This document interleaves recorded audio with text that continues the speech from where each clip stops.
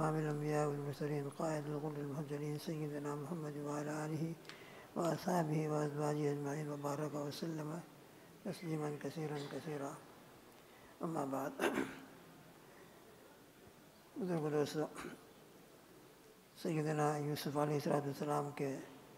واقعے کا کل تذکرہ شروع ہوا تھا. مختصر طریقے سے بات ہماری یہاں تک پہنچی تھی کہ بادشاہ نے خواب دیکھا. حضرت یوسف علیہ السلام نے خواب کی تعبیر بیان کی. بادشاہ بہت خوش ہوا اور بادشاہ نے یہ حکم دیا کہ ان کو جیل سے نکال کر ہمارے دربار میں حاضر کیا جائے.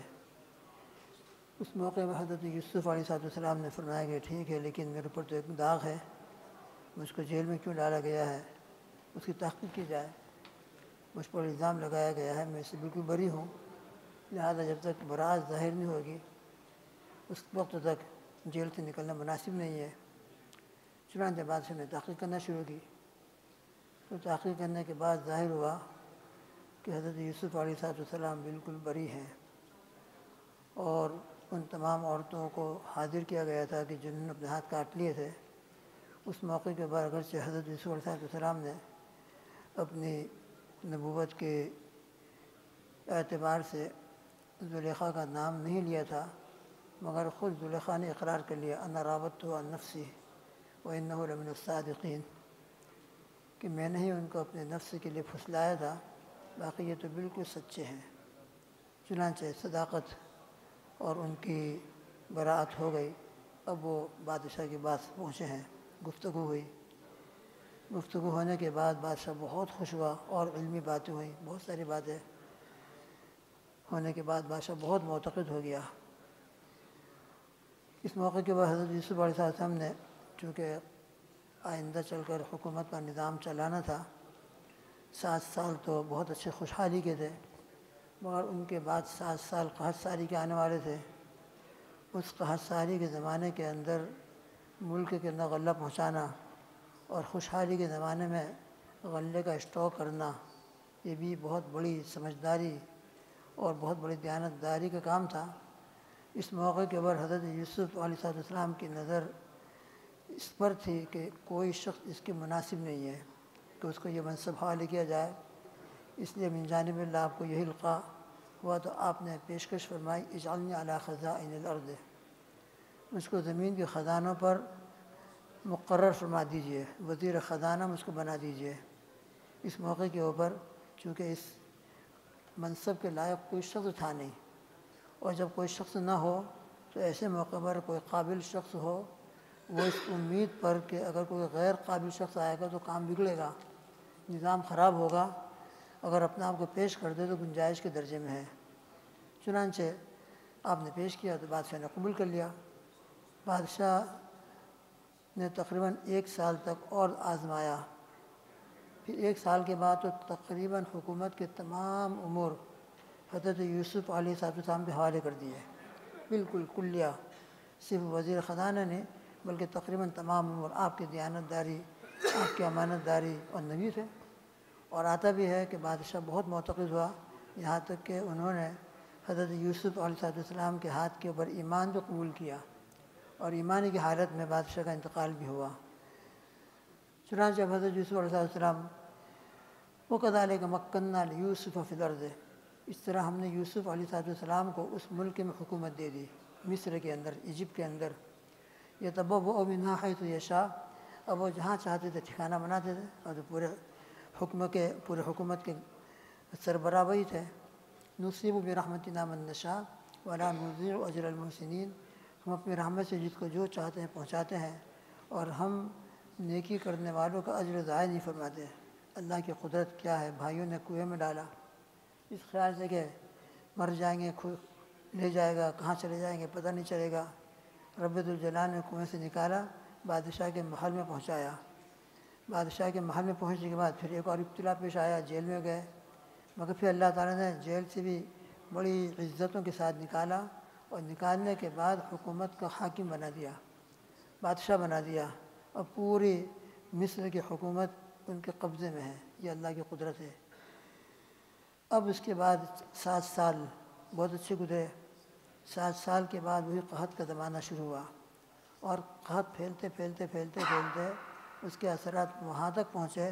کہ جہاں حضرت یوسف علیہ السلام کے والد حضرت یعقوب علیہ السلام اور ان کا پورا خاندان کنعان کے اندر موجود تھا اور وہیں رہتے تھے، وہاں تک اس کا اثر پہنچا، وہ بھی غلے کے محتاج ہو گئے۔ ان کو معلوم ہوا کہ مصر کا جو بادشاہ ہے بہت رحم دل ہے اور بہت ہی نظام کے ساتھ وہاں سے غلہ تقسیم ہوتا ہے، لوگ اپنے اعتبار سے جاتے ہیں، مناسب داموں کے اوپر غلہ مل جاتا ہے، اناج مل جاتا ہے۔ چنانچہ بھائیوں نے بھی مشورہ کیا کہ ہم کو بھی جانا چاہیے، ہمارے پاس تو غلے کی ضرورت ہے۔ چنانچہ ان کا پہلا یہ سفر ہوا مصر کا۔ وجاء اخوۃ یوسف فدخلوا علیہ فعرفہم وہم لہ منکرون۔ حضرت یوسف علیہ السلام کے بارے میں جیسا کل بتلایا گیا تھا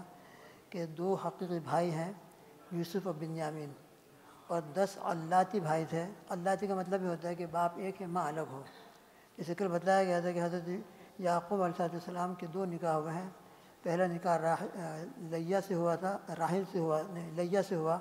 اور ان سے 10 بیٹے ہوئے،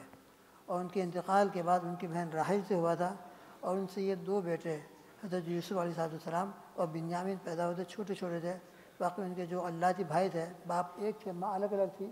وہ بڑے بھی تھے، تو وہ تمام کے تمام بڑے بھائی پورے قافلے کے ساتھ مصر پہنچے۔ جب یہ محل میں داخل ہوئے، حضرت یوسف علیہ السلام کے سامنے حاضر ہوئے، تو یوسف علیہ السلام نے ان کو پہچان لیا، فعرفہم وہم لہ منکرون، اور وہ پہچان نہیں سکے۔ ان کو خواب بھی نہیں تھا کہ یوسف آج حکومت کے بادشاہ ہوں گے اور ہم ان کے پاس ایک خادم کی طرح اور ایک سائل کی طرح حاضر ہو کر غلہ لینے کے لیے حاضر ہوں گے، ان کو خواب میں بھی نہیں تھا، لہٰذا وہ پہچان نہیں سکے۔ مگر یوسف علیہ السلام نے پہچان لیا، مگر پہچاننے کے بعد بھی اپنے کو کتنا کنٹرول کیا، ان کو پورا غلہ دیا، اور ذرہ برابر بھی اس کا اظہار ہونے نہیں دیا کہ میں کون ہوں اور تم کون ہو۔ بالکل اجنبیت کے ساتھ ان کے ساتھ معاملہ کیا، البتہ پوری تحقیق کی کہ تم کون ہو، کہاں سے آئے ہو، تمہارا خاندان کیا ہے۔ انہوں نے پورا اعتراف کیا کہ ہمارے خاندان تو بہت ماشاءاللہ نبوت کا خاندان ہے، ہمارے والد نبی ہیں، اور بھی پوچھا کہ کیا کیا ہے تمہارے اور کتنے بھائی ہو، کیا ہو، تو چونکہ ان کو تو معلوم تھا کہ خود یوسف ہیں، تو پوری حقیقت بیان کر دی کہ ہمارے والد کے ہم کل 12 بیٹے ہیں، 10 تو ہم حقیقی بھائی ہیں اور 2 ہیں، البتہ ان میں سے ایک جو چھوٹے تھے وہ کوئی گم ہو گئے، وہ گم ہو گئے، وہ سامنے بیٹھے ہیں، ان کو کچھ معلوم نہیں کہ وہ کون ہے، اور یہ لے گیا، وہ قافلہ آ کے لے گیا، وہ کیا الٹی سیدھا باتیں بنا کر حضرت یوسف علیہ السلام نے ان کی باتوں سے ایک بات نکل لی۔ کیا نکال لی؟ کہ ایک تمہارا بھائی اور بھی ہے، تم 11 ہو اور آئے ہو 10، لہذا آئندہ آنا ہو غلہ چاہیے تو تمہارے جو چھوٹا ایک بھائی اس کو بھی لے کر آنا ہوگا۔ فلما جہزہم بجہازہم قال اتونی باخ لکم من ابیکم۔ جب پورا ان کا سامان تیار کر دیا، غلہ وغیرہ تیار ہو گیا، ان کے روانگی کا ٹائم ہو گیا، تو چونکہ تحقیق کر چکے تھے پہلے ہی سے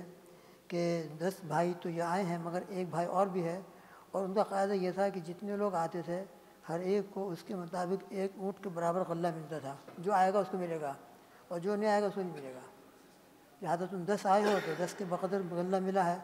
اب تم 11 ہو تو آئندہ بھائی کو بھی لے کر آؤ گے تو تم کو 11 کے مطابق غلہ ملے گا، 11 کے اعتبار سے۔ تو قال اتونی باخ لکم من ابیکم، تم میرے پاس اپنے اس بھائی کو بھی لے کر آؤ جو تمہارا باپ کی طرف سے بھائی ہے، علاتی بھائی ہے۔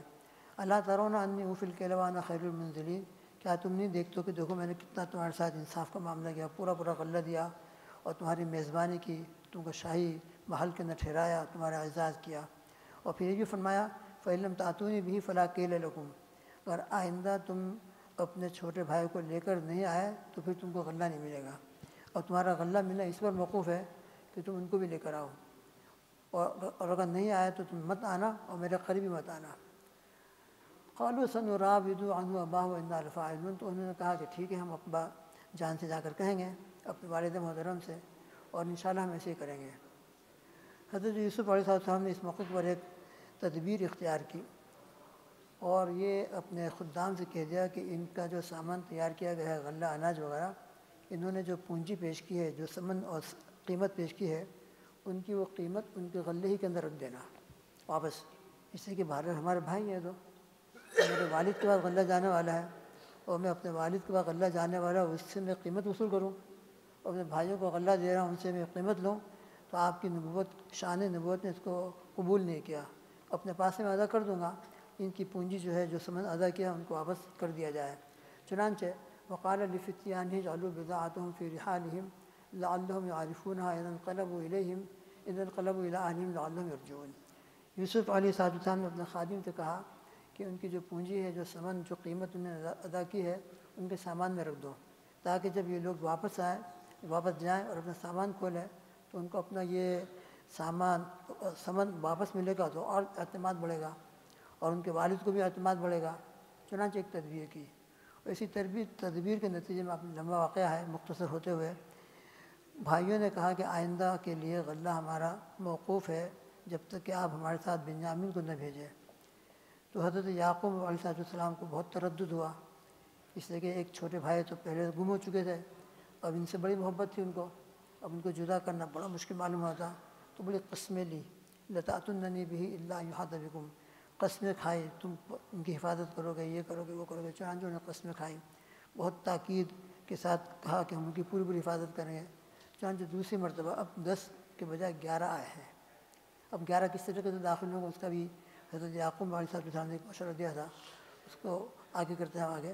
چنانچہ یہ 11 بھائی جب داخل ہوئے اور حضرت یوسف علیہ السلام کے پاس پہنچے، وَلَمَّا دَخَلُوا عَلَىٰ يُوسُفَ آوَىٰ إِلَيْهِ أَخَاهُ، ان کا دوسرا سفر ہوا مصر کا، ایجپٹ کا۔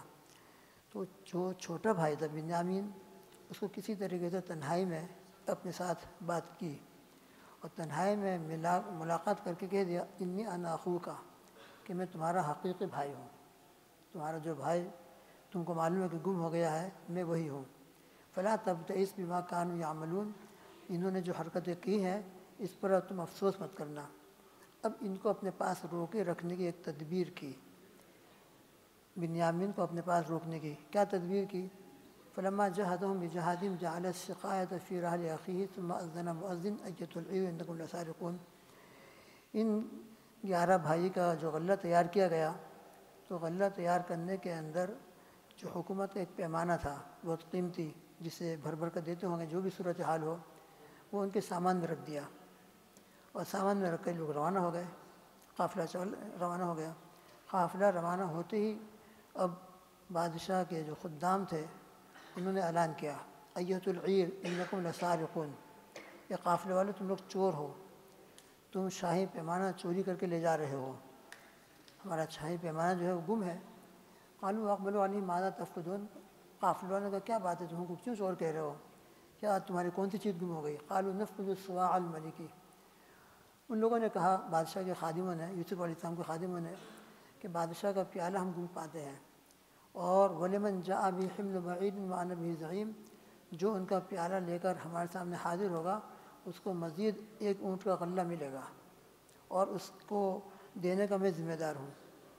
قالوا تاللہ لقد علمتم ما جئنا لنفسد فی الارض، چونکہ اس موقع پر بھائی بالکل سچے تھے، ان کی طرف سے کوئی خیانت نہیں ہوئی تھی، اپنی طرف سے کوئی زیادتی کا ارادہ بھی نہیں تھا،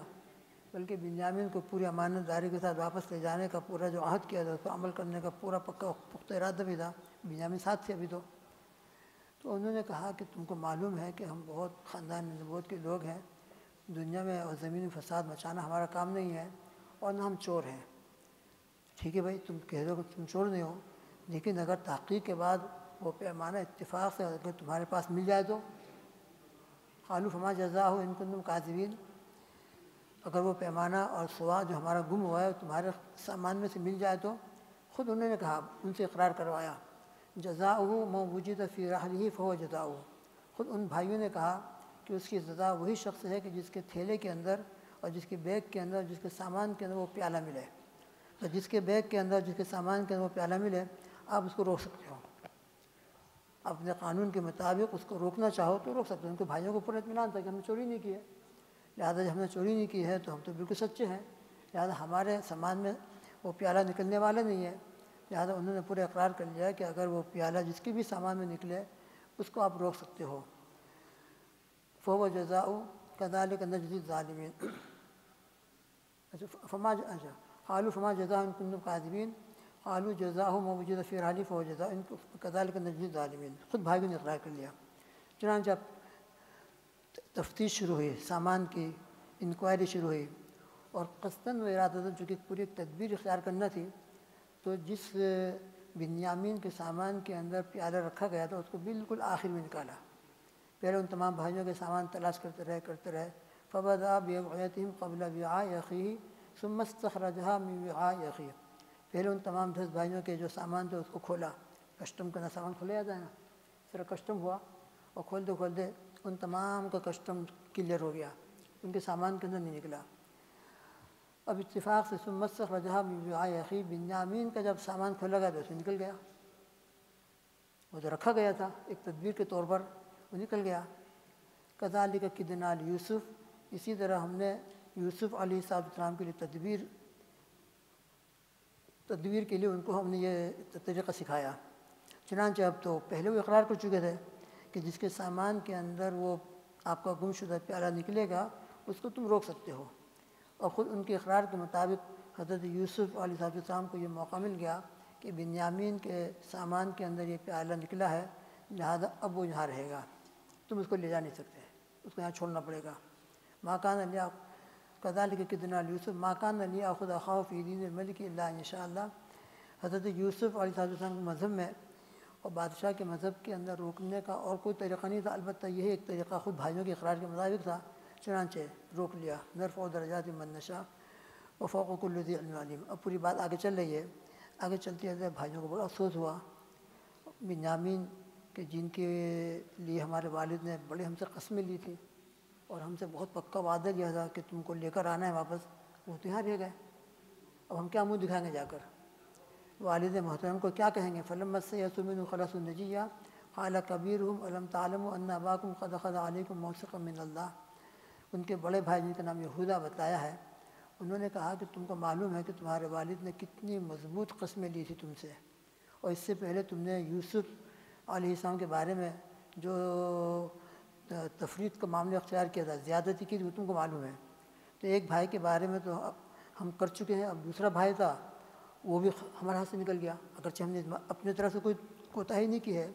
لیکن پھر بھی بہرحال وہ ہمارے ہاتھ سے نکل گیا، اب ہم اپنے والد کو جا کر کیا کہیں گے؟ تو بڑے بھائی نے کہا فلن ابرح الارض حتی یأذن لی او یحکم اللہ لی، اب میں تو یہاں سے نہیں چلتا، اب میرے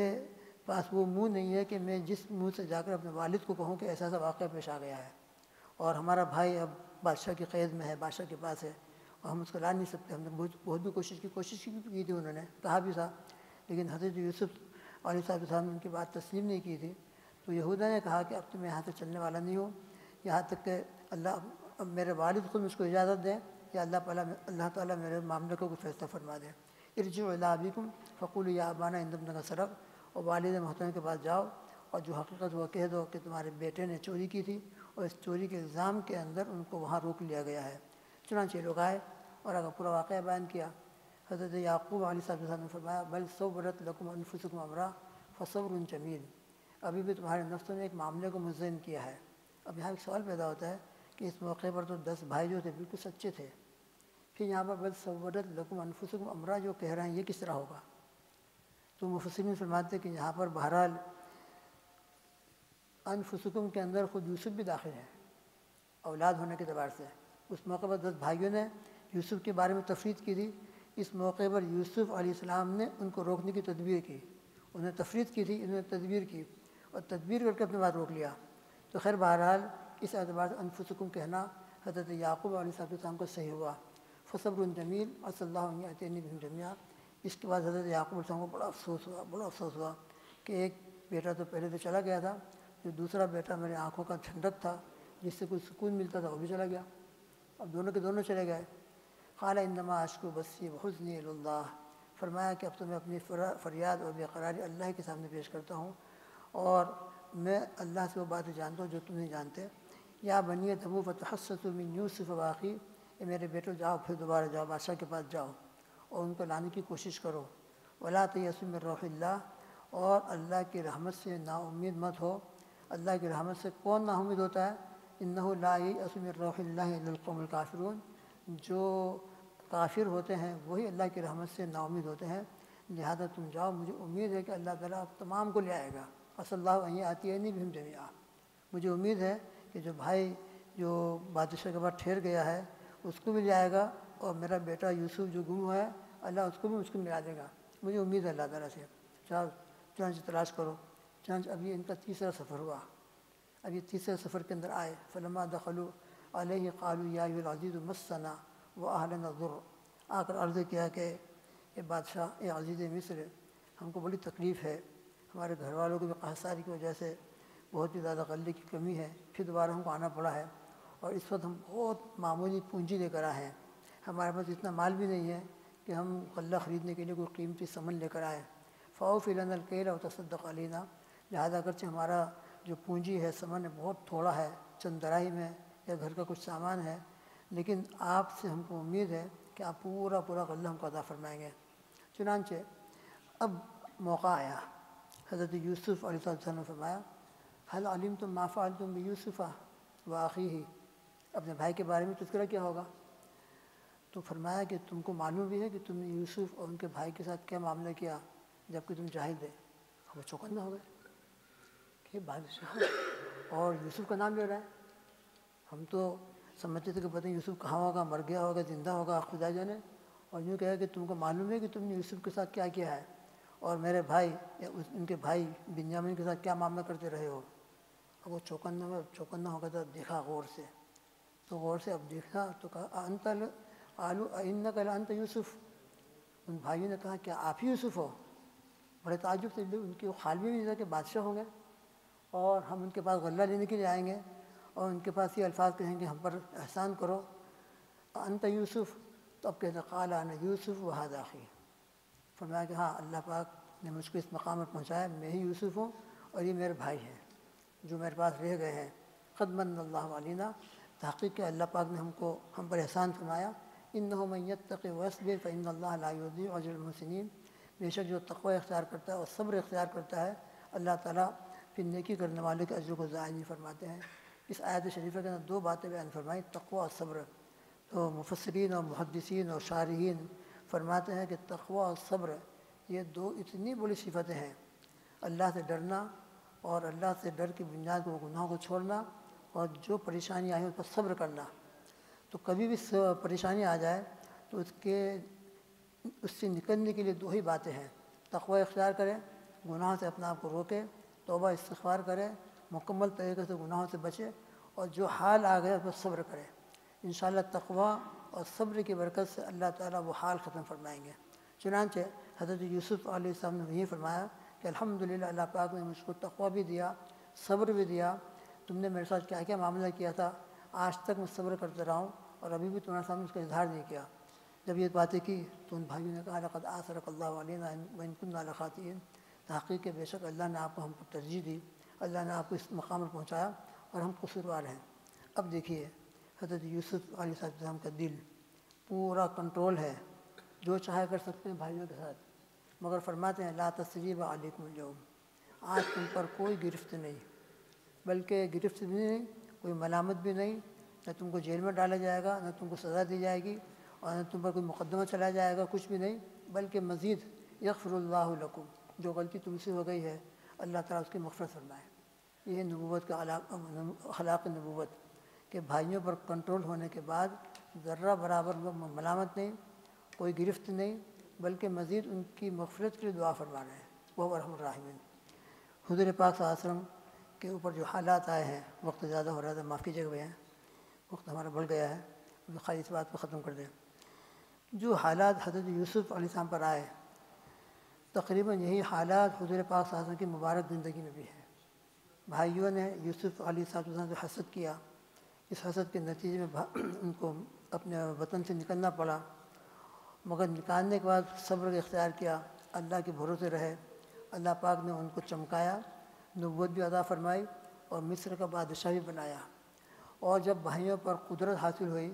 تو کوئی انتقام کا جذبہ نہیں اور کوئی ان پر ملامت نہیں، بلکہ معاف کر دیا اور ان کی مغفرت کی دعا فرمائی۔ حضور پاک صلی اللہ علیہ وسلم کے بعد 13 سال مکہ مکرمہ کے اندر یہی تکلیفیں پہنچاتے رہے کفار مکہ، قریش مکہ، حتیٰ کہ مجبور ہو کر آپ کو مکہ مکرمہ سے ہجرت کرنا پڑی۔ ہجرت کر کے 8 سال مدینہ منورہ گزرے۔ 8 سال کے بعد اللہ پاک نے پھر وہ دن بھی دکھایا کہ مکہ مکرمہ میں فاتحانہ شان سے داخل ہوئے، اور فاتحانہ شان سے داخل ہونے کے بعد وہی کفار مکہ، وہی قریش مکہ جنہوں نے تقریباً 13 سال مکہ مکرمہ اور اس کے بعد 8 سال مدینہ منورہ میں تکلیفیں پہنچاتے رہے، وہ سب کے سب آپ کے سامنے موجود ہیں، سب کے سب۔ مگر اس موقع کے اوپر حضور پاک صلی اللہ علیہ وسلم نے یہی فرمایا تھا کہ آج میں تم کو وہی کہوں گا جو میرے بھائی یوسف نے اپنے بھائیوں کو کہا تھا، جو میرے بھائی یوسف نے کہا تھا لا تثریب علیکم اليوم، آج بھی میں تم سب کو معاف کرتا ہوں، سب کو۔ اور میں میرے بھائی جو یوسف نے یہ لا تثریب علیکم کہہ کر تمام کو معاف کر دیا تھا، وہی جملہ کہہ کر آج میں تم کو معاف کرتا ہوں۔ البتہ چند لوگ تھے جن کے قصور بہت تھے، تو حضور پاک صلی اللہ علیہ وسلم کی مبارک زندگی اور حضرت یوسف علیہ السلام کی مبارک زندگی دونوں کے اندر بہت زیادہ کنیکشن ہے، اور بہت زیادہ اللہ کی طرف سے جو مدد آتی ہے کہ اللہ پاک کس طریقے سے چمکاتے ہیں اور کس طریقے سے اللہ تعالیٰ بلند فرماتے ہیں، حضرت یوسف علیہ السلام کے واقعے کے اندر بھی ہے اور حضور پاک صلی اللہ علیہ وسلم کی سیرت مبارکہ کے اندر بھی ہے۔ اللہ تعالیٰ ہم کو بھی اخلاق عظیمہ نصیب فرمائے، اپنے خیر اور جو بدخواہوں کے ساتھ ہمیشہ خیر خواہی کا معاملہ کرنا، ان کے لیے دل کو کشادہ کر کے معاف کر دینا، اور معافی نہیں کرنا بلکہ ان کی مغفرت کی دعا کرنا، یہ نبوت کے اخلاق ہوتے ہیں اور نبیوں کے اعلیٰ کردار ہوتے ہیں۔ اللہ تعالیٰ ہم کو بھی یہ کردار نصیب فرمائے، یہ اخلاق عطا فرمائے، ان شاء اللہ پھر آگے کو ذکر کیا جائے گا۔ اللہ تعالیٰ ہم سب کو قرآن سے ہدایت عطا فرمائے۔ اللہم آمین۔ سبحان اللہ بحمدہ، سبحانک اللہم وبحمدک، ونشہد ان لا الہ الا انت نستغفرک ونتوب الیک، وصلی اللہ تعالیٰ علی خیر خلقہ محمد وآلہ وصحبہ وازواجہ اجمعین۔ سبحان ربک رب العزۃ عما یصفون، وسلام علی المرسلین، والحمد للہ رب العالمین، برحمتک یا ارحم۔